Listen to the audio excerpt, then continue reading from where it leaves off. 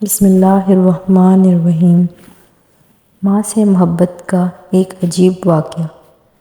سعودی عرب کی ایک عدالت میں ایک مقدمہ کا فیصلہ سنایا گیا اور قاضی خود رونے لگا۔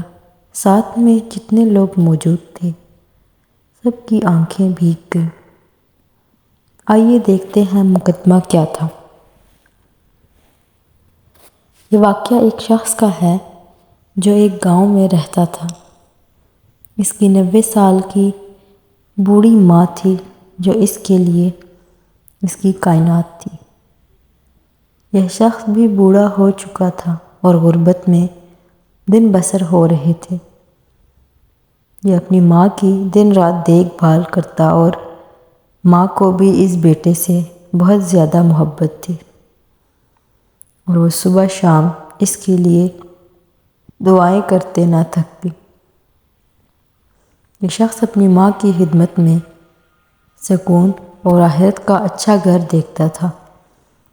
سب کچھ ٹھیک جا رہا تھا کہ دوسرا بیٹا جو شہر میں رہتا تھا وہ اپنی ماں کو لینے آ گیا اور اس کا مطالبہ تھا کہ اتنے عرصے تم نے ماں کو رکھا، اب میں اپنے پاس رکھوں گا۔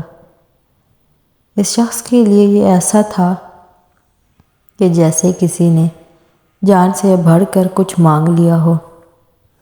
اسے اپنی دنیا اندھیری ہوتی نظر آ رہی تھی۔ اس نے بھائی کو بہت سمجھایا کہ میں ماں کے بنا نہیں رہ سکتا، پر اس نے نہ مانی اور ضد پر اڑا رہا اور یہ معاملہ پنچایت پر حل نہ ہونے کی وجہ سے عدالت تک پہنچ گیا۔ قاضی نے پہلے کوشش کی کہ دونوں کے بیچ صلح ہو جائے، پر ایسا نہ ہوا تو قاضی نے ماں کو عدالت میں لانے کو کہا اور جب اسے لایا گیا تو قاضی نے اس سے پوچھا کہ آپ کو کس کے ساتھ رہنا ہے۔